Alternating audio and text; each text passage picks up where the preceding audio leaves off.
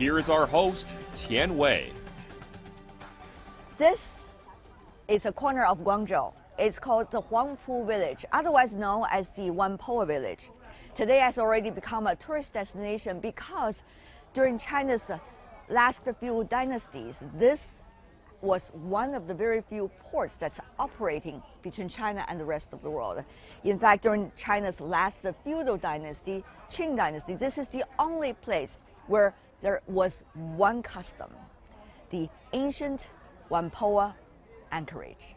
In recent years, the Understanding China Conference, a meeting trying to bring the smart minds from all over the world for more sophisticated communication with China, have been held in the city of Guangzhou. STEPHON MARBURY, who is the head coach of the Beijing Royal Fighters of the Chinese Basketball Association, is also being invited this year to the conference. Over the past few decades, Marbury earned his status as the Chinese capital's sports icon through league championships. The former NBA player is now going through his own transformation into a coach after 11 years in China.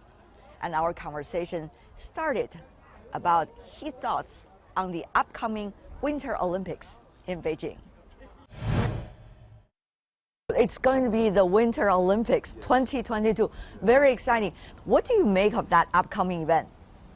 I think it's great. I mean, participating in the Olympics is an amazing feat to be able to be on that world stage, you know, and for all of the athletes who have trained countless seconds, you know, to be in this moment, for them to be able to, you know, display all of their hard work and what they love and their passion, you know, them getting an opportunity to do that, you know, I think it's a really great thing.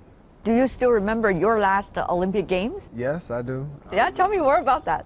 Well, we didn't play that well when we played, but we did win a medal. But, you know, I think the whole experience of being able to play against the world, you get the opportunity to see the growth and the development of the game globally. You know, you get a chance to watch guys who, you know, never played in the NBA play against NBA players, and they're able to compete at a high level. So, you know, for me having that experience, it was definitely stellar. Did you tell your mama I will be at the Olympics? My mom was there. Yeah. Yeah, my mom, my sister. Yeah. How did she like it? She enjoyed herself. She enjoyed herself. The experience was really good, especially the opening ceremony. You know, with all of the countries walking into the stadium, you know, getting an opportunity to display their flag and all of the culture of that country. I thought that was pretty meaningful and something that will be memorable forever. Yeah, it's an exciting opportunity for any sportsmen and women to participate in the Olympic Games. And that moment at the opening ceremony gives the solemnness to the feeling. To start off. It starts it off the right way. Right. Well, it's already quite some years since the last Beijing Summer Olympic Games. And this time, you know, as someone who is in the sports field, how do you see the city has been changing to prepare for it? I mean, I've seen so much, you know, from watching TV and just hearing about all of what they've created, you know, for them to ski and for them to do all of the events.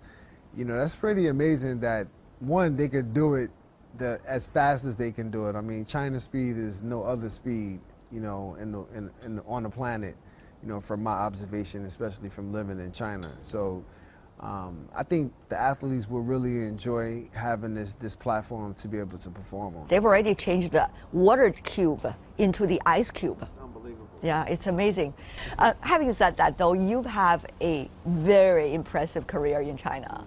I mean, after you're moving to China, not only as a CBA player, and now you are a coach. It's amazing transformation. How did that happen? Well, you know, the opportunity presented itself. I played, you know, for the Royal Fighters my last year. So, you know, after my last year, you know, we had a relationship. I actually wasn't prepared to coach right away. I wanted to take off like 3 years, but it was time. You know, it was time because obviously I'm doing it. And I think for me, being able to get right into it, you know, someone gave me the analogy and saying, you know, Stephon, if You know, when someone brings the food to the table, if it gets cold, nobody wants to eat it after that. So, you know, that prompt my decision to really go forward and start, you know, right away and start coaching. So, but it's been an amazing transformation. It's been challenging, getting 12, 15 guys to get on the same page to do something, you know, as one, building this repetition and this habit to try to be consistent. That's been a challenge, but you know, our guys they're learning and they're growing. I mean, everybody has their own personality, for sure, especially for the sportsmen and women, right? You yourself were in their shoes earlier. Yes. So how do you see, you know, bring these personalities together? What is your magic? You know, I challenge them mentally. How? I challenge them mentally by forcing them to build positive habits to create consistency. Like what? You know, repetition. You know, repetition. You know, I have a saying to them that I tell them all the time: practice doesn't make perfect; it makes permanent.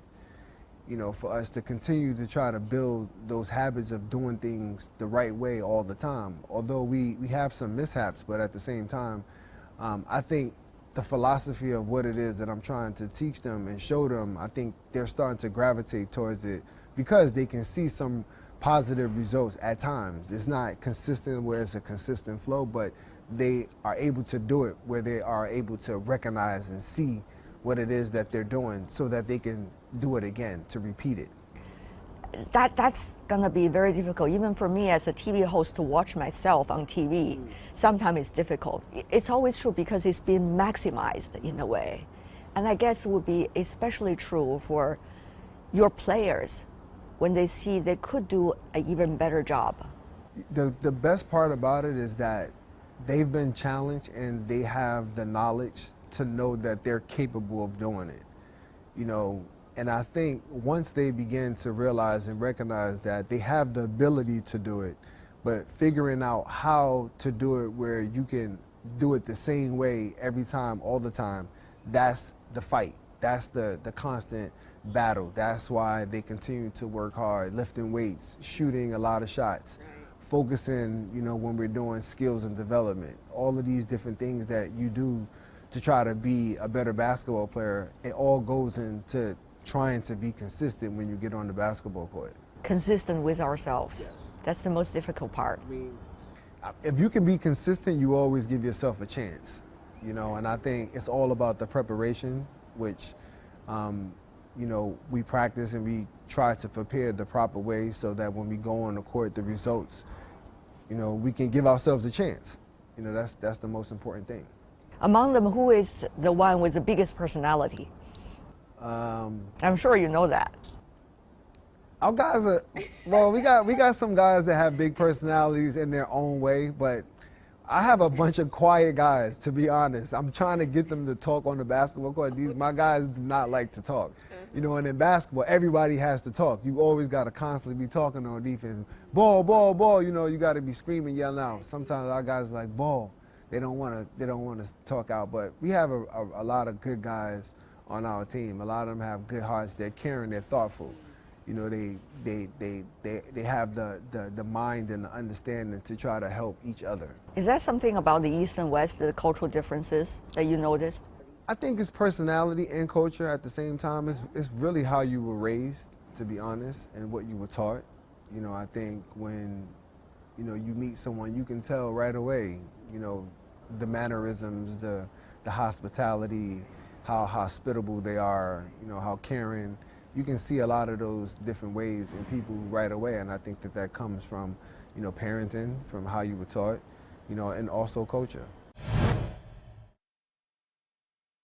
I can see both you are a tough and an empathetic coach. I try to have balance. How are you doing from 1 to 100? Which mark would you give to yourself? I take a 50. 50? Yeah, I take a 50. Really? I take a half. There's always room to improve. Wow. That's very philosophical. Half empty, half full, huh? I take 50. Good to see that. Having said that, though, what you have just said reminds me of a Chinese tradition, you know, criticism and self-criticism. really you're putting these guys into a situation so that they can critique each other and they can also look inside themselves. Yeah, but they also get the opportunity to see when they progress. Yeah. You know, so of course it's a critical game. You know, one of my coaches, he always says basketball is a game of mistakes. You know, you're always going to make mistakes during the game. There's no perfect game that has been played where no mistakes were made. So, you know, critiquing and criticizing, that's something that comes with it. Is how, you know, we take the criticism when they're being critiqued. So I think, you know, for me, I scream at them, but I don't scream at them a lot. I do things like I take them out the game. That bothers them more when you take them out of the game and then they gotta watch the game while someone else is playing. You know, I try to tell our guys, I want to take you out only when you're tired. I don't want to take you out because you made mistakes on the court. You know, so they're understanding this way of thinking and how I try to operate as a coach. And I'm sure they are going to catch their moments. They will. Yeah. They will. It just takes time. Yeah. And we have a team that has just basically been put together. Some guys weren't there before. We didn't have that many guys that stayed because, you know, the team pretty much in the last 2 years we've been building the team up. CBA compared to NBA, of course, is a relatively newer thing. However, there's a lot of energy about basketball in China. That is almost an understatement. I mean, there are over 300 million people that play basketball. Exactly. They all know Lao Ma. They love the game, you know, and I think, you know, whenever you love something, you always pay attention to it. You always have, you know, time for it. You always want to be involved in it. So I think, you know, basketball is in the continuance of growing here. It won't stop. It's going to continue basketball because it's always going to be played, and there are going to be new players that are going to come. You know, we'll continue to see the game get bigger and bigger here in China. Sports is amazing. At the most difficult times, sports always have the unprecedented magic to make things happen. Lao Ma, you know this. Yes. How do you think it would work, you know, play its role in the near future? You know, I know it's a very general question, but I'm really curious, like someone from outside the circle. I think it will continue to evolve as the next generation of kids come. You watch the next generation of kids come now, you look at their body type, you look at their ability to jump, you know, and to run, and how much faster the next generation of players are. I've played against guys from, you know, my generation in China, like Guangzhou, you know, and those guys were athletic, but now you're seeing Chinese players do things, you know, that you will see guys in America doing, from the way how they're able to jump and their speed and their ball handling and even their ability to shoot the basketball. So I think it's just gonna continue to take time, you know, as the development continues to take its course. I think, you know, the next generation of players, I think those guys will be the ones that will really, you know, raise the level. But you're also caught in between, some suggest. Yeah. You know, like they would say, you know, well, Stephon, why is he sticking with China all the time? No, China's my home. I mean, I think for me, you know, we work and we make money. We earn money when we work, you know, so you have to put in to get out. This is where I've been for the last 11 years. Before the virus, I was here, living here, enjoying my life. I think people have recognized, especially from America, my love for China and that this is where Stephon lives. My mom is aware of that. So when she became aware of it, she's like, well, I know one thing. I know you're happy where you are, so I'm okay with you being there. You know, I love that. You know, I love when you're home, but as long as you're happy, I'm happy. We are here together to participate in the TED Talk related to the Understanding China Conference 2021 in Guangzhou. You know, China's first opening port to the rest of the world in history. Understanding China, some say talk to Lao Ma. Lao Ma understands China pretty well. Do you think so? I understand a little bit. Yeah? How would you say, you know, within a minute or 30 seconds, how would you say to your friends, you know, what China is about, understand China with a shortcut from Lao Ma? Gambay! That's a good one. That is a good one. You know, I think, you know, for me, trying to get people to understand something that they've never experienced, I express to them about the things that I enjoy and the things that I love about China.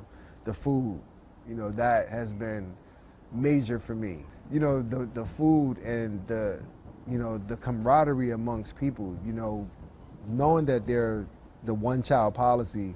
My friends, all of their friends are brothers and sisters, even though they don't have, you would think that, oh man, is that your brother? Is that your cousin? Nah, that I've been just known each other since we were smaller. So this way of living and togetherness, when you meet, people from anywhere in China, if you know them from more than 2-3 years, you instantly become like family. And that's what I try to express all the time, that it's nothing but love here. That's all it is. It's just love. Stephon, what a pleasure.